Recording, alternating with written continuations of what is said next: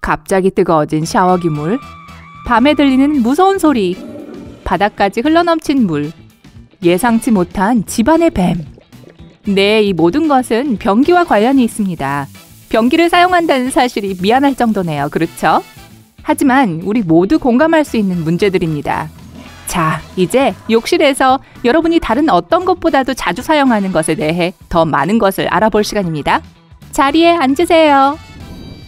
변기에는 물이 넘치는 것을 막아주는 오버플로우 구멍이 없는데 메인 구멍보다 더 쉽게 막힐 수 있기 때문입니다. 하단의 배수구가 이미 오버플로우 역할을 하죠. S밴드라고 불리는 변기 밑부분에 있는 구부러진 파이프는 물이 넘을 수 없는 언덕의 역할을 합니다. 변기가 넘치기 시작하면 흐름 자체가 사이펀 원리로 변기에 물을 빼내죠. 아주 드문 경우지만 뱀이 변기에 등장할 수 있습니다. 뱀은 하수구의 열린 부분을 통해 그곳에 숨어있는 쥐를 찾아 들어갑니다. 그리고 파이프 안과 제가 방금 말씀드린 S밴드를 통해 미끄러지듯 통과하죠. 만약 변기에서 뱀을 발견한다면 어떻게 하시겠어요? 아래 댓글로 알려주세요. 요리 기름이나 다른 음식 찌꺼기를 변기에 버리면 결국에 배수구가 막히게 됩니다. 정말 좋지 않은 상황이죠. 요리 기름은 제대로 분리되지 않고 파이프에 달라붙어 응결됩니다. 폐식용유를 버리는 가장 좋은 방법은 주거지 부근의 폐식용유 수거 용기를 이용하는 거예요. 여러분이 샤워를 하고 있는데 누군가 변기물을 내리면 갑자기 물이 뜨거워질 수 있어요. 배관이 트렁크 및 분기 시스템으로 되어 있다면 말이죠. 큰 파이프는 건물 전체를 한 끝에서 다른 끝까지 통과하고 거기에서부터 작은 파이프가 개별 장치에 물을 공급합니다. 변기는 냉수만 사용하기 때문에 변기가 채워질 때 샤워기로 갈 수 있는 냉수가 적어지는 거죠. 그러면 뜨거워! 자동물 내린 변기는 현대세계의 경이라고 할 수 있어요. 화장실 센서는 TV 리모컨과 동일한 적외선 조명 및 감지 장치를 사용하여 언제 물을 내려야 할지를 압니다. 계속해서 적외선 빛을 내보내는 감지기는 사용자에게 반사될 때 반응을 보이게 돼요. 그 안에는 모든 작업을 통제하는 마이크로칩이 있어서 누군가 변기를 지나갈 때 잘못 작동할 가능성을 줄이도록 도와줍니다. 미국의 많은 가정집에서는 바람이 불 때 변기 물이 움직입니다. 왜냐하면 옥상으로 나가는 환기 파이프가 있기 때문이죠. 그 파이프 위로 바람이 정말 세게 불면 파이프 안에 있는 기압이 낮아집니다. 공기가 파이프에서 빠져나오려고 하면서 배관 시스템 전체에서 약간의 흡입 효과가 발생해서 물이 움직이는 거예요. 만약 밤에 변기물을 내린 후나 혹은 아무 때나 변기에서 휘파람 소리가 난다면 필 밸브에 이상이 있다는 뜻입니다. 필 밸브는 물을 내린 후 탱크에 유입되는 물의 양을 책임지고 있는데요. 오래 사용할수록 내부 부품이 낡게 되고 여기에서 이상한 소음이 발생할 수 있습니다. 화장실에서 귀신 소리가 나는 게 아니었군요. 날씨가 따뜻해지고 습해지면 물탱크가 땀을 흘릴 수도 있어요. 따뜻한 공기가 찬물로 가득 찬 탱크와 접촉하면 외부에는 응결이 형성됩니다. 그러면 욕실 바닥, 타일은 물론 변기가 구식인 경우 바닥에 고정시키는 볼트까지 심각하게 손상시킬 수 있습니다. 탱크에 습기가 차는 또 다른 이유로 변기 고무막에인 플래퍼 밸브가 새기 때문일 수도 있어요. 정기적으로 이 부분을 점검하세요. 대부분의 유럽식 변기는 워시다운 시스템을 사용해서 변기 테두리에서 흐르는 물을 통해 탱크 내부의 물이 밖으로 빠져나가는 방식입니다. 대부분의 미국식 변기는 사이펀 시스템을 사용해서 변기의 물이 하수구로 강제로 끌어내려지는 방식이고요. 우리나라도 대부분 이 시스템을 이용합니다.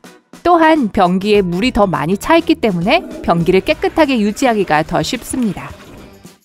변기는 자기로 만들어져 있어서 매우 매끄럽고 입자가 들어갈 곳이 없습니다.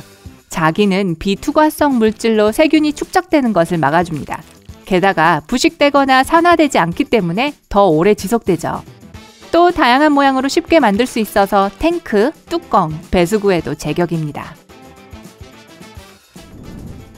가끔 변기에 물을 내리면 손잡이를 건드릴 때까지 물이 계속 내려가는 경우가 있습니다. 이것은 손잡이가 걸려서 탱크 마개를 열린 상태로 유지하기 때문일 거예요. 손잡이에 기름을 바르고 조이면 도움이 될 수 있지만 효과가 없으면 교체해야 합니다. 눈에 보이지 않는 누수가 있는지 확인하려면 약간의 식용색소를 탱크에 떨어뜨리세요. 10분 정도 기다렸다가 그릇 안에 물이 색소 색깔로 바뀌었는지 살펴보세요. 바뀌어 있다면 배관공을 불러야 합니다. 공중 화장실의 문이 바닥까지 닿지 않는 이유는 비용이 덜 들기 때문입니다. 재료가 적게 드니 가격도 더 낮아지겠죠. 또한 청소도 용이합니다. 문을 열고 닫지 않고 대걸레를 문 밑으로 집어넣어 닦을 수 있으니까요. 이 간격을 통해 안에 누가 있는지도 알 수 있어요. 마지막으로 화장지가 떨어지면 옆 칸의 사람이 도와줄 수도 있습니다. 어떤 변기는 빠르게 다시 채워져서 필요할 경우 즉시 다시 물을 내릴 수 있는 반면 어떤 변기는 훨씬 더 오래 걸립니다. 고압 호스가 있으면 탱크가 빨리 찹니다. 호스가 약한 막힌 상태라면 좀 기다려야 할 거예요. 또한 고층 건물이거나 물 공급원에서 멀리 떨어져 있을 경우 물이 탱크 안으로 들어가는 것이 더 어려울 수 있습니다.